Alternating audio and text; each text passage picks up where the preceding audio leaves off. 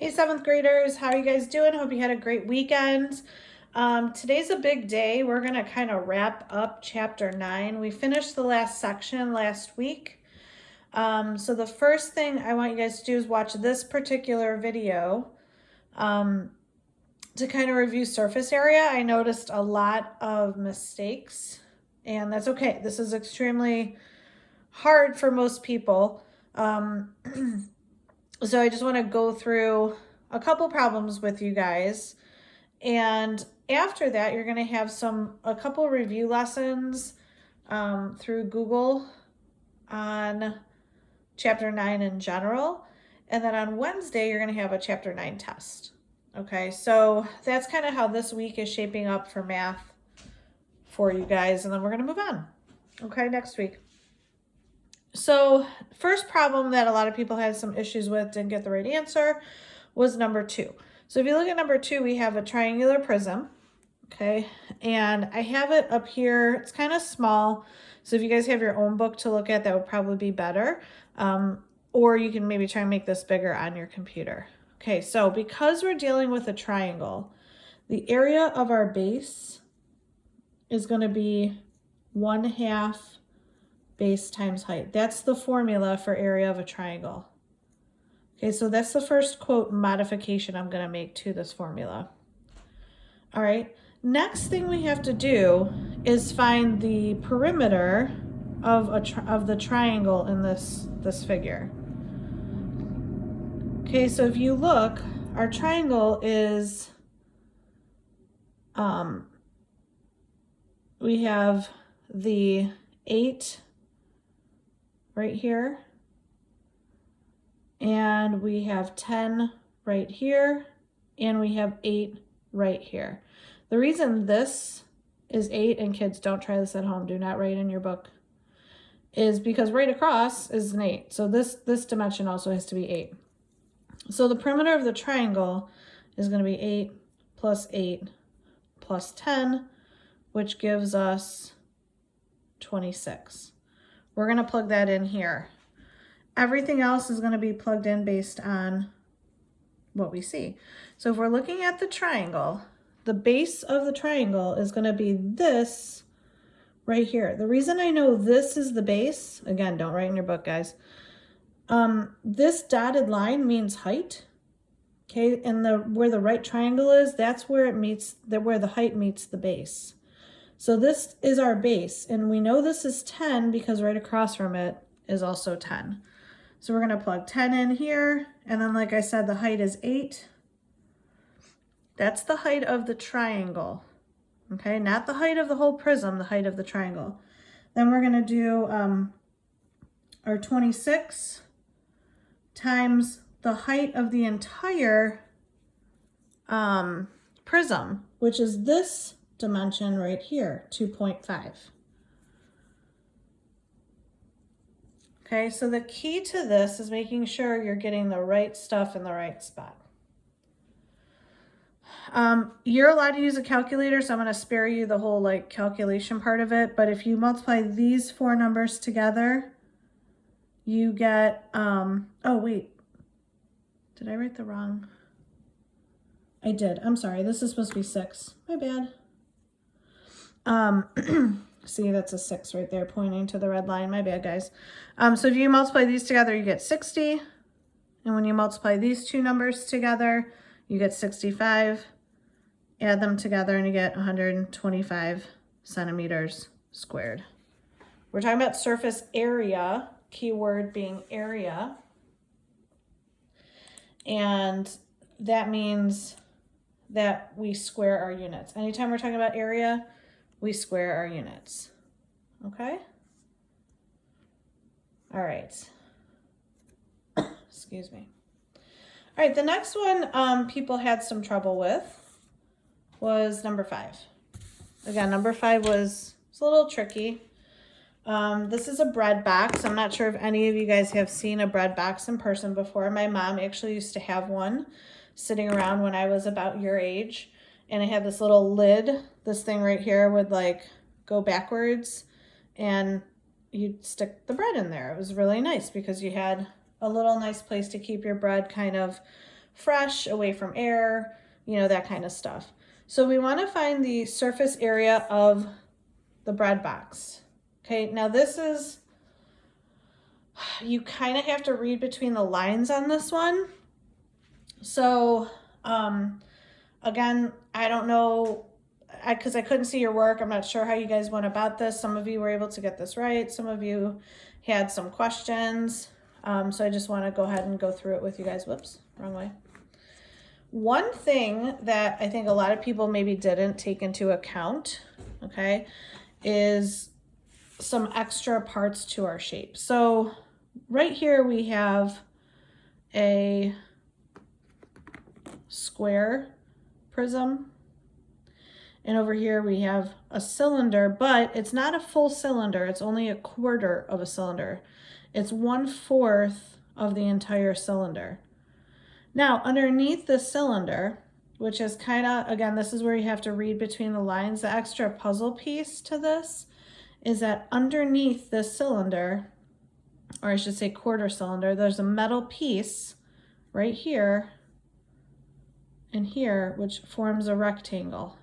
Normally, we would not put that with our calculations, but for this particular one, because it's a real world thing, you have to put it in with your calculation. So I'm going to start off with calculating, and I'm sorry if I'm moving all over the place. I'm trying to show you guys like the picture and also my work.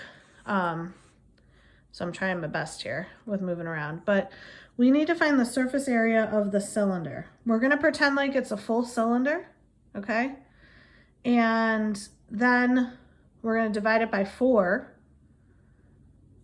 And then we're going to add that rectangular piece to the bottom. So it's a hot mess here. It's a lot of stuff going on. So we have a regular formula for surface area of a cylinder is 2 pi r squared plus 2 pi r times the height.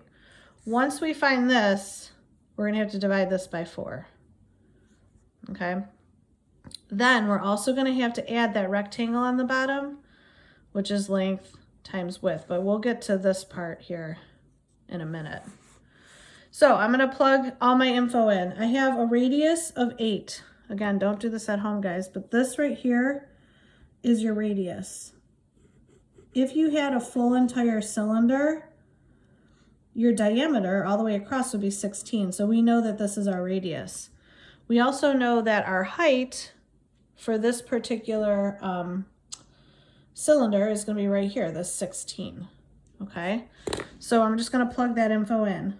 2 pi times 8 squared plus 2 pi times 8 times 16.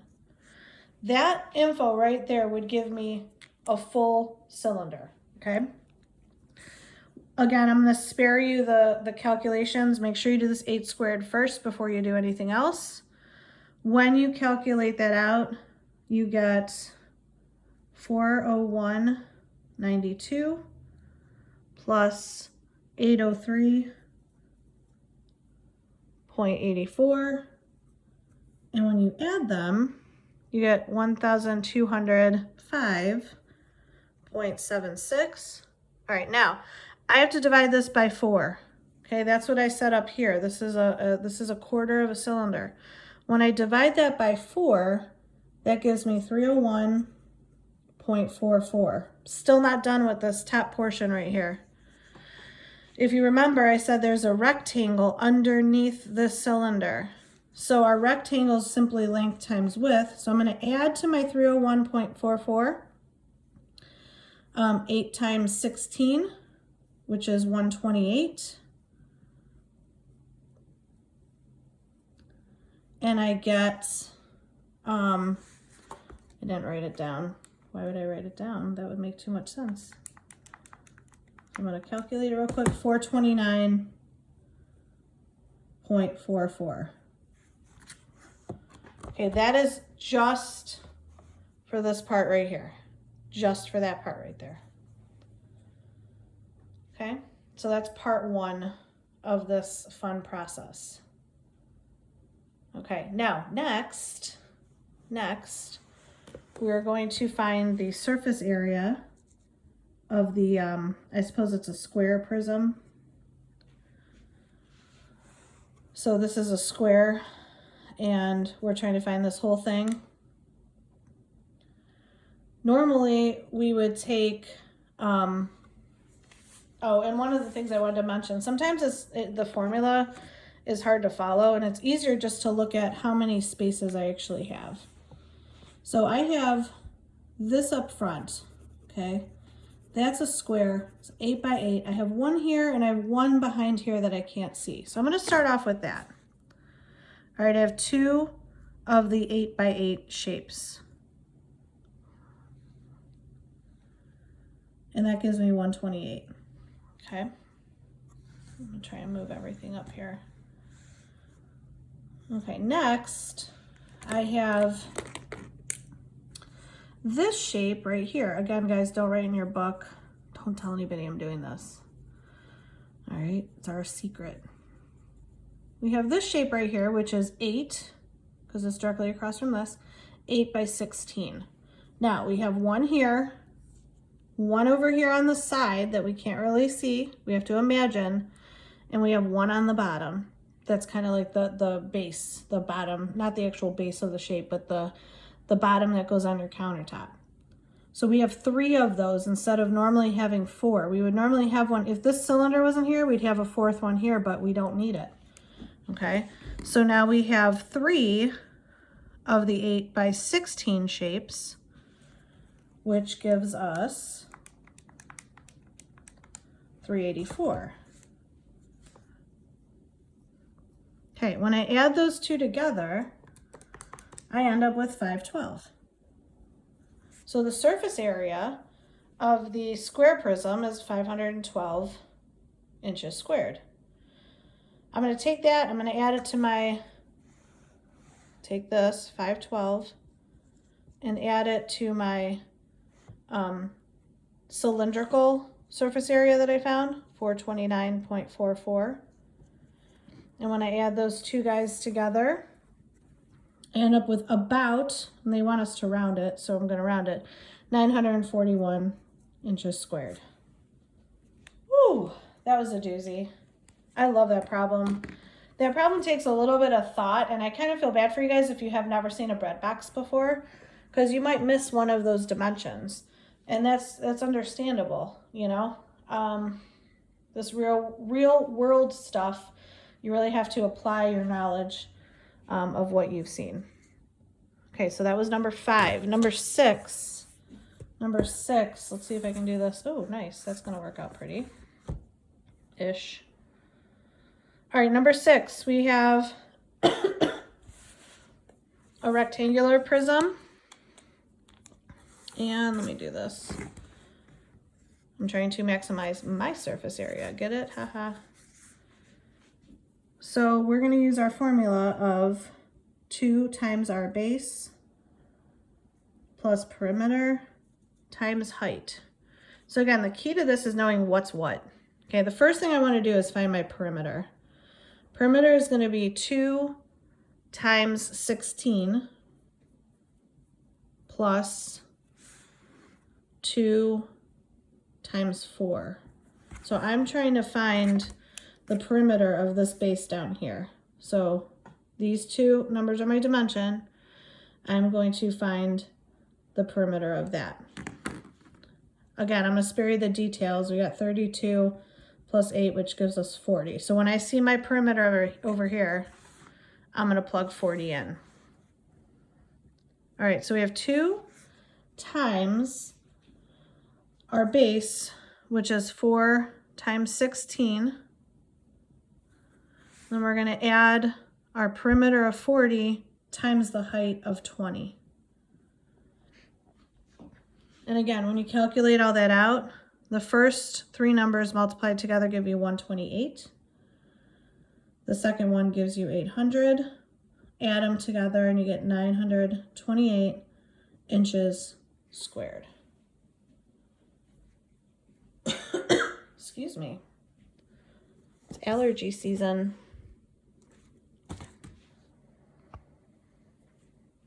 Okay, last one we're going to do. Now, this last one, number 10. If you got it right, hallelujah, amen.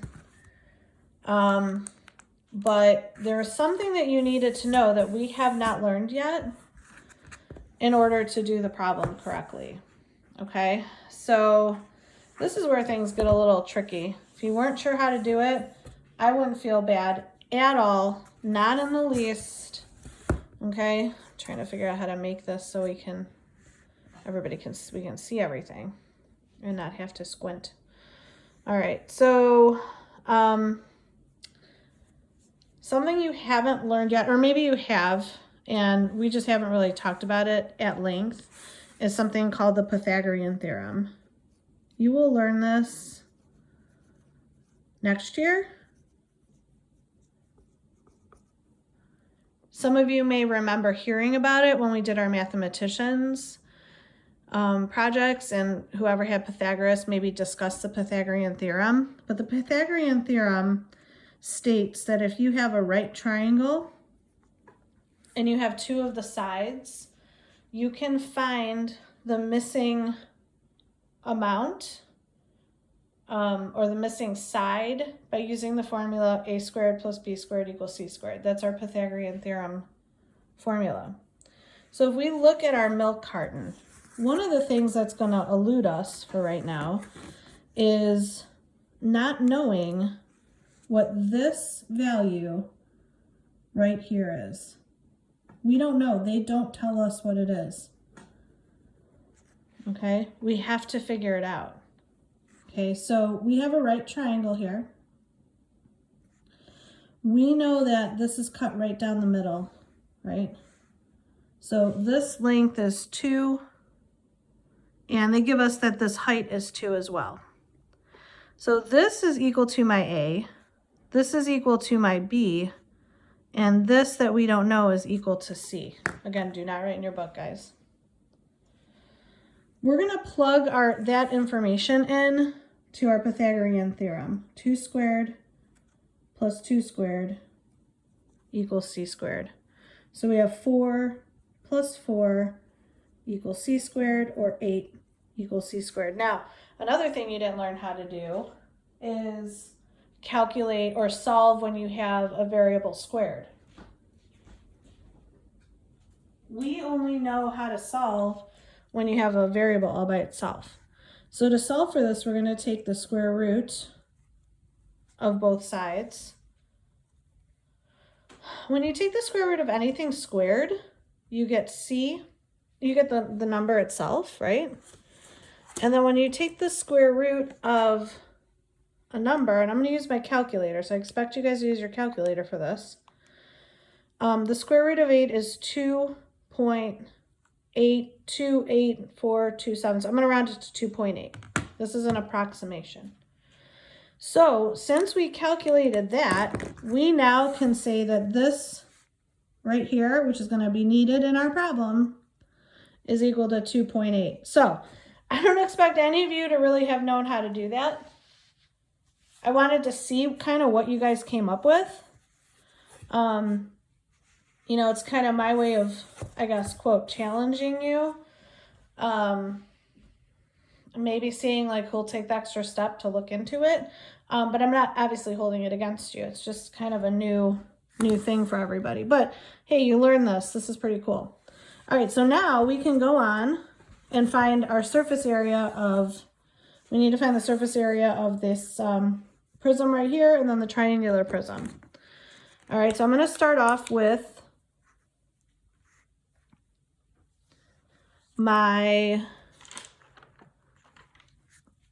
this part right here.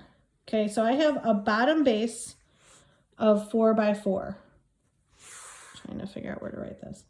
4 by 4, which is 16.